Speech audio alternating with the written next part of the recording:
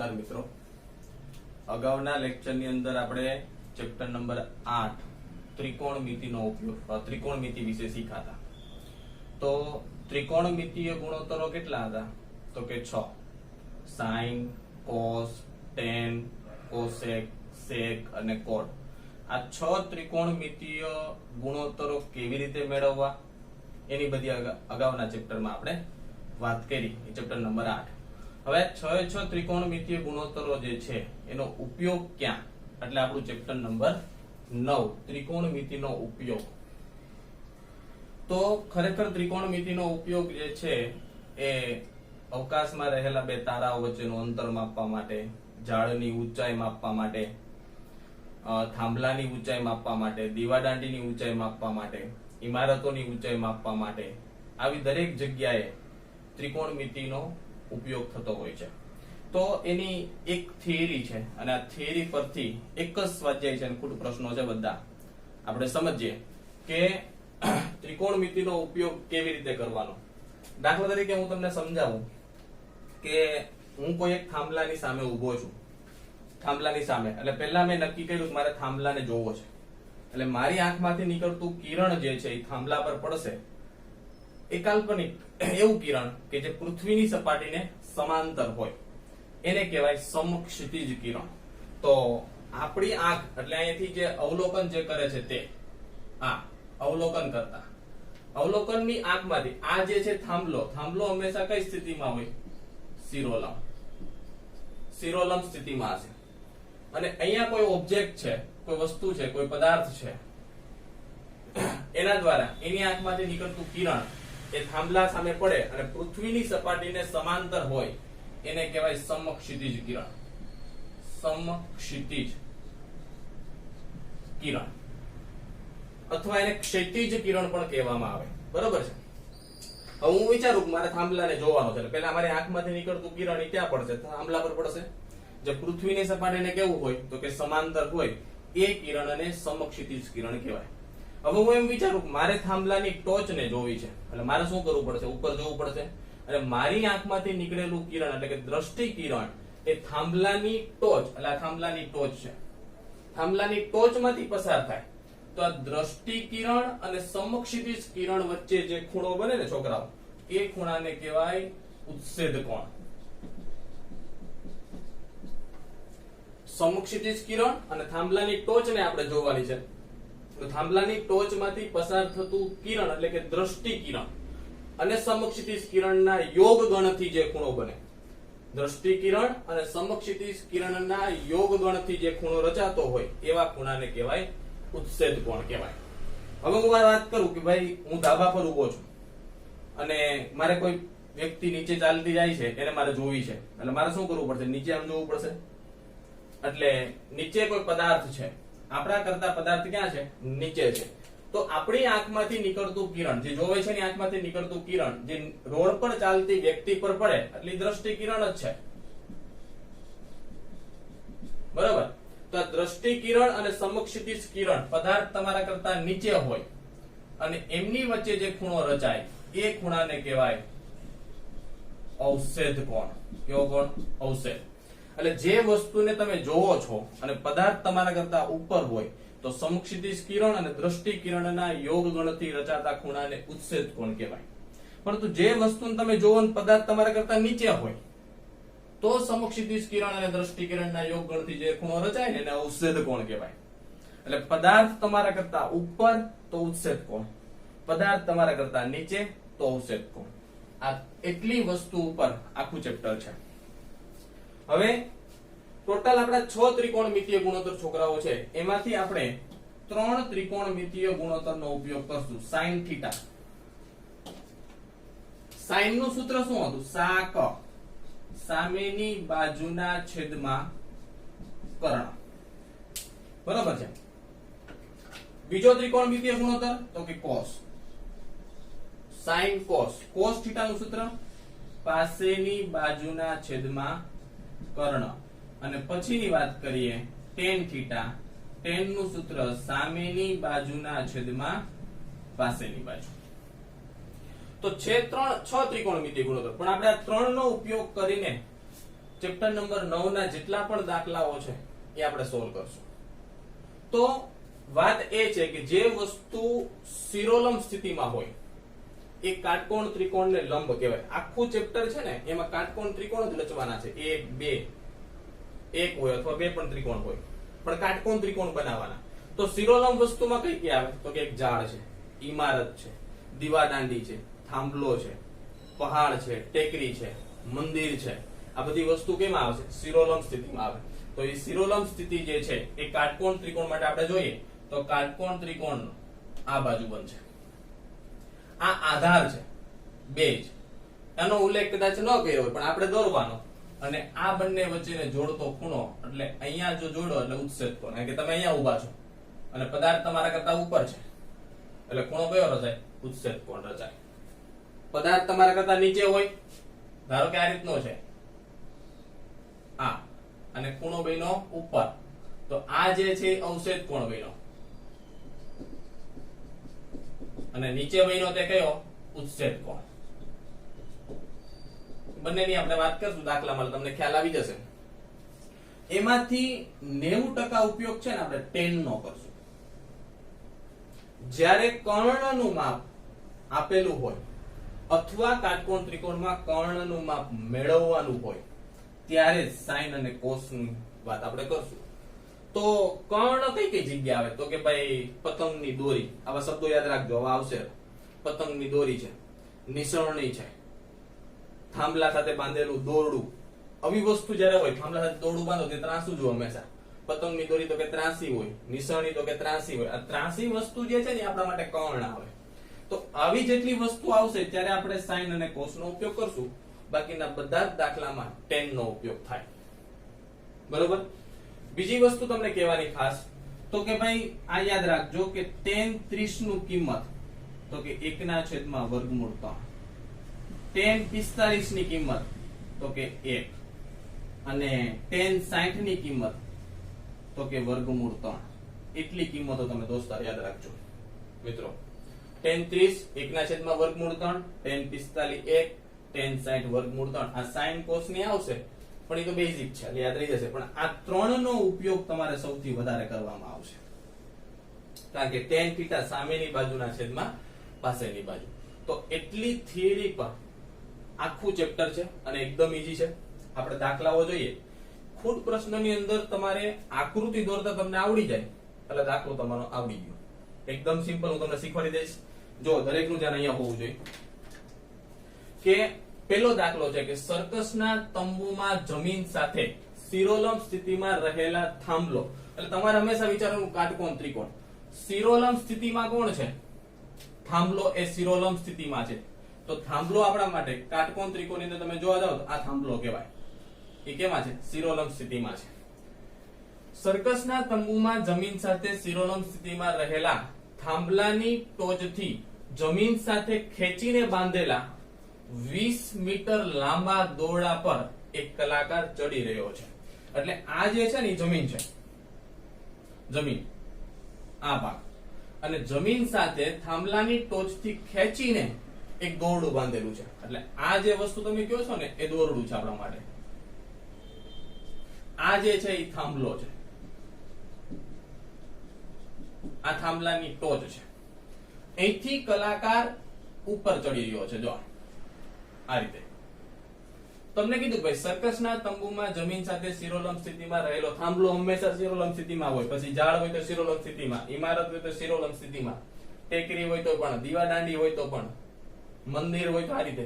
બરોબર છે? બાંધેલા 20 મીટર લાંબુ દોરડું.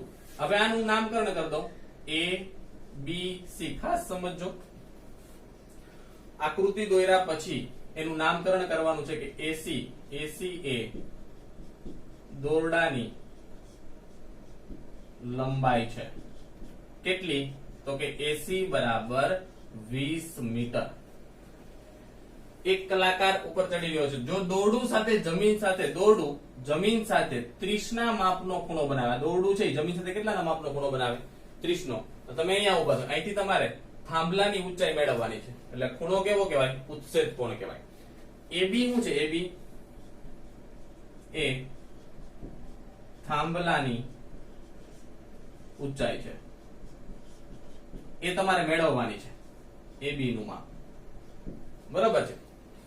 તો મેં તમને કીધું હતું કે જ્યારે રકમમાં પતંગની દોરી આવે, કોઈ થાંભલા સાથે બાંધેલું દોરડું આવે, નિસરણી આવે, તો એ હંમેશા આપણા માટે કર્ણનું માપ આપેલું હોય અથવા મેળવવાનું હોય, એ તમને આપેલું છે જો, ત્યારે સાઈન અને કોસ નો ઉપયોગ થાય. બાકીના બધા જ દાખલામાં 90% દાખલામાં tan નો ઉપયોગ થશે. બરોબર. તો અહીંયા છોકરાઓ એક ખૂણો અને બે બાજુ, તો ત્રિકોણ ABC માં માપ ખૂણો B બરાબર 90 અને ખૂણો ACB બરાબર 30 અંશ છે. તો ગુણોત્તર કેવો? ખૂણાની સામેની બાજુ મારે મેળવવાની છે અને મને આપ્યો કોણ? કર્ણ, એટલે સાક, એટલે ગુણોત્તર હું કયો લે? sin. તો કે sin 30 બરાબર સામેની બાજુ કઈ છે? તો કે AB. sin નું સૂત્ર સાક, સામેની બાજુના છેદમાં કર્ણ, AB ના છેદમાં AC. તો sin 30 ની કિંમત 1 ના છેદમાં 2. AB કેટલો? તો કે મેળવવાનો છે. અને AC કેટલો છે? તો તમને આપેલો જો 20 મીટર. 20 છે આ રીતે. આ 20 ક્યાં જશે? ગુણાકારમાં જશે. 20 ના છેદમાં 2 બરાબર AB. તો છોકરાઓ AB બરાબર કેટલો આવ્યો? 10 મીટર આવ્યો. AB બરાબર 10 મીટર. એટલે થાંભલાની ઊંચાઈ કેટલી થાય? તો કે 10 મીટર થાય. બીજી એક વસ્તુ, કાટકોણ ત્રિકોણમાં જે ખૂણાનું માપ 30 હોય, કાટકોણ ત્રિકોણમાં જે ખૂણાનું માપ 30 હોય એની સામેની બાજુનું માપ કર્ણ કરતા અડધું થાય. આ કર્ણ તમારો છે ને 20 મીટર નો છે. તો સામેની બાજુનું માપ અડધું એવું 10 મીટર.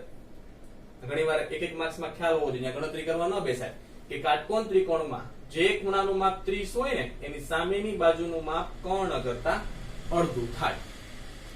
તો AB બરાબર કેટલો આવ્યો? 10. તો અહીં લખવું પડે કે થાંભલાની ઊંચાઈ 10 મીટર છે. તો આ રીતનો કદાચ તમને 4 માર્ક્સ કે 3 માર્ક્સનો દાખલો પૂછાય તો તમારે આકૃતિ ફરજિયાત, એના પણ માર્ક્સ છે. આકૃતિ પરથી એનું નામકરણ કરવાનું, એના પણ માર્ક્સ છે. અને આ ગણતરી કરીને છેલ્લે કોની કિંમત મેળવી છે એ વાક્ય પણ લખાવવું જરૂરી છે. તો આકૃતિ દોરતા તમને આવડી જાય એટલે દાખલાઓ આવડશે. બધા જ દાખલામાં કાટકોણ ત્રિકોણ બનાવવાનું છે. તો કાટકોણ ત્રિકોણમાં કઈ કઈ બાજુ? તો કે ભાઈ એક શિરોલંબ સ્થિતિ, એક કર્ણ અને એક આધાર. તો મેં તમને કીધું ભાઈ કે શિરોલંબ સ્થિતિમાં કઈ કઈ વસ્તુ? કે ઝાડ આવે, શિરોલંબ સ્થિતિમાં આવે. ઝાડ છે, ટેકરી છે, ઇમારત છે, દીવાદાંડી છે, મંદિર છે, એ બધી વસ્તુ કેમાં આવશે? શિરોલંબ સ્થિતિમાં આવશે. પતંગની દોરી છે. બનાવવાનો કાટકોણ ત્રિકોણ જ તમારે છે. આ ઉચ્છેદ કોણ તમને બનાવવાનો છે. બરોબર. કર્ણનું માપ આપેલું હોય કે કર્ણનું માપ મેળવવાનું હોય ત્યારે હંમેશા સાઈન કોસ નો ઉપયોગ થાય. બાકીના બધા જ દાખલામાં કોનો ઉપયોગ થશે? તો કે tan નો ઉપયોગ થશે. બરોબર છે. એના જેવો જ બીજો દાખલો છે, આ પરીક્ષામાં પૂછાઈ ગયેલો છે બોર્ડની અંદર, અગત્યનો છે, એકદમ સરળ છે. વાવાઝોડાના કારણે એક ઝાડ, પેલા તો એક ઝાડ આવ્યું, એ ઝાડ હંમેશા કઈ સ્થિતિમાં હોય? તો કે શિરોલંબ સ્થિતિમાં હોય. આ રીતે વાવાઝોડાના કારણે એક ઝાડ એ રીતે ભાંગીને, સમજો, વાવાઝોડાના કારણે એક ઝાડ એ રીતે ભાંગીને વળી જાય છે જેથી તેની ટોચ જમીન સાથે 30 નો માપનો ખૂણો બનાવે. એટલે ઝાડનો આ ઉપરનો ટુકડો છે ને એ ભાંગી ગયો, આવો એટલો ટુકડો એ ભાંગીને ક્યાં ગયો? તો કે નીચે ગયો. અને જમીન સાથે કેટલાના માપનો ખૂણો બનાવ્યો? તો કે 30 નો ખૂણો બનાવ્યો. જો ઝાડ છે ને, ઝાડ, એ ઝાડ આ રીતનું છે, ઉપરથી ભાંગી ગયો. જેવો ભાંગ્યો ને ટુકડો એ સીધો ક્યાં ચોટી ગયો? તો કે જમીનને ચોટી ગયો. એટલે તમને ખબર પડી ગઈ કે ઉપરનો ટુકડાનું માપ જેટલું છે આ માપ, અને જે નીચે જમીન સાથે જેટલો ચોટી ગયો એ બંનેનું માપ કેવું થાય? સરખું થાય. સમજો મારી વાત ખાસ. વાવાઝોડાના કારણે એક ઝાડ એ રીતે ભાંગીને વળી જાય છે કે જેથી તેની ટોચ જમીન સાથે 30 ના માપનો ખૂણો બનાવે છે. એ રીતે જમીનને સ્પર્શ કરે છે. જો અહીં જમીનને સ્પર્શ કરે છે. ઝાડની જમીનને સ્પર્શતી ટોચ અને ઝાડના થડ વચ્ચેનું અંતર 8 મીટર છે. છોકરાઓ, ઝાડની જમીનને સ્પર્શતી ટોચથી ઝાડના થડ વચ્ચેનું અંતર, એટલે આ જે અંતર છે 8 મીટરનું છે. તો ઝાડની ઊંચાઈ મેળવો. એટલે હું ધારો કે હું લઈ લઉં ઝાડની ઊંચાઈ h છે. ખાસ સમજો. ફરી એકવાર, વાવાઝોડાના કારણે એક ઝાડ ઉપરનો ભાગ થડમાં થોડું ભાંગે, ઉપરથી ડાળથી ભાંગે, ઉપરથી ટોચથી ઉપરનો ભાગ ભાંગીને સીધો ક્યાં ચોટી ગયો? તો કે જમીનને ટચ થઈ ગયો. અને એવી રીતે ટચ છો કે જમીન સાથે ખૂણો કેટલાનો બનાવ્યો? 30 નો. એટલે આ ટુકડો જેટલાનો હતો આ ઉપરનો, એટલો ટુકડો ક્યાં આવી ગયો? નીચે આવી ગયો. ઓકે. પછી શું કીધું કે ઝાડની જમીનને સ્પર્શતી ટોચથી ઝાડના થડ વચ્ચેનું અંતર કેટલું છે? તો કે 8 મીટર છે. તો ઝાડની ઊંચાઈ મેળવો.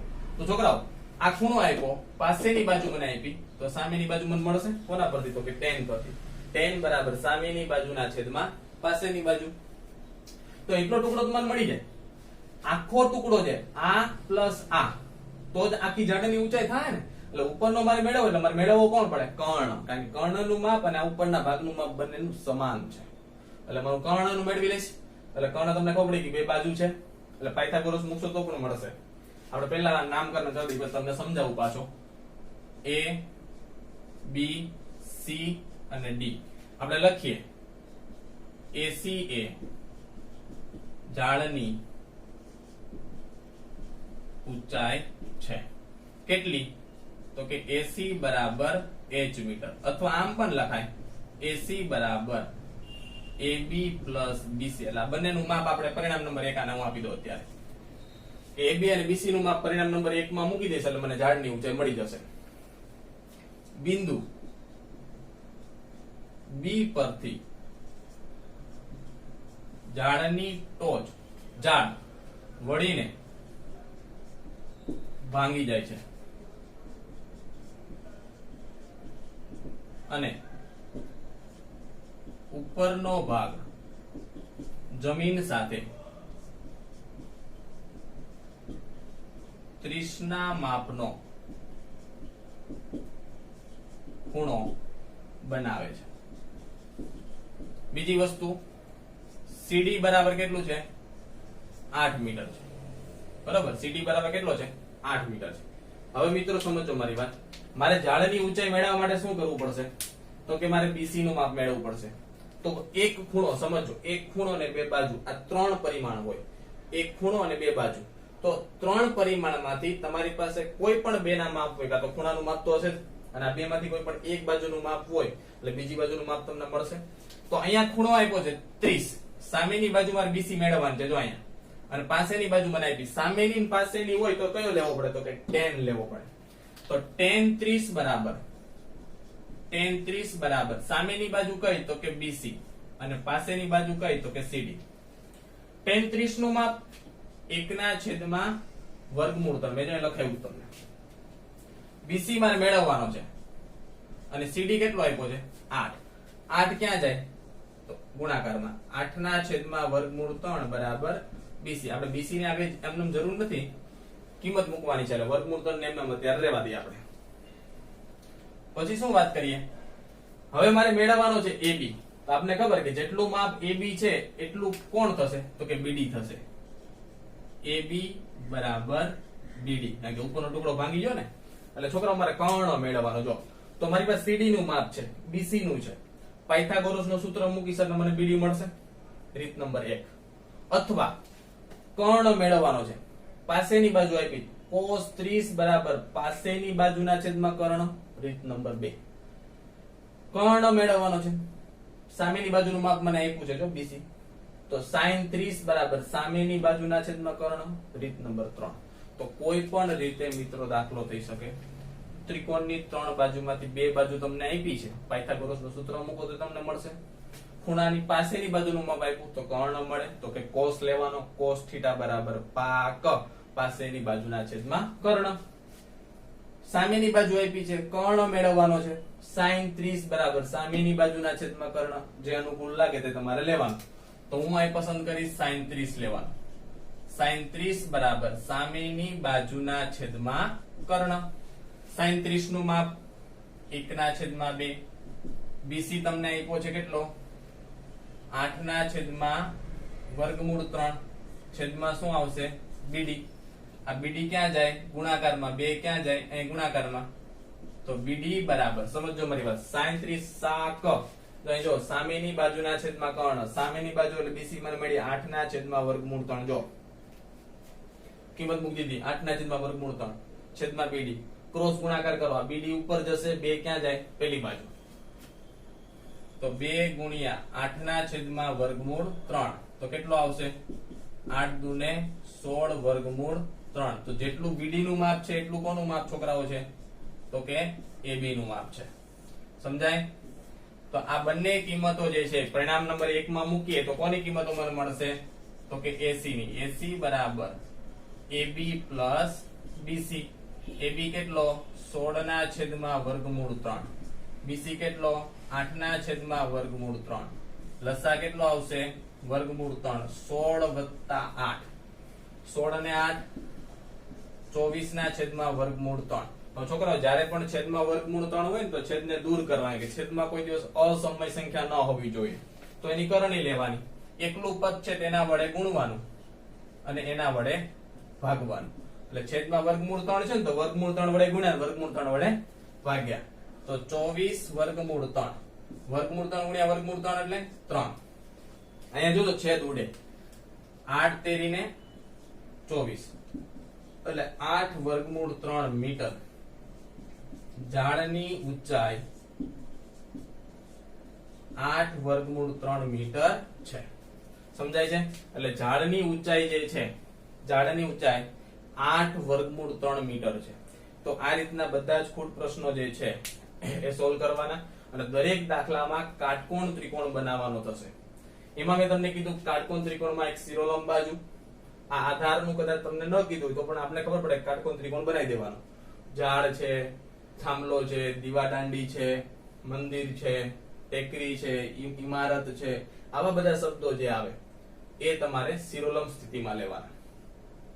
તો આકૃતિ દોરવાની, આકૃતિ દોર્યા પછી ખાસ એક તો આ 90 નો ખૂણો બતાવવાનો, એના પરથી નામકરણ કરવાનું અને પછી ત્રિકોણ લેવાના, કોઈ પણ ગુણોત્તર લેવાનો.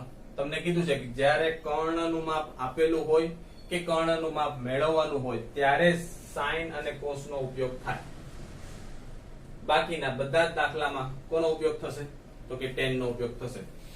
ત્રિકોણ BCD માં માપ ખૂણો C બરાબર 90. બરાબર છે? આ રીતના.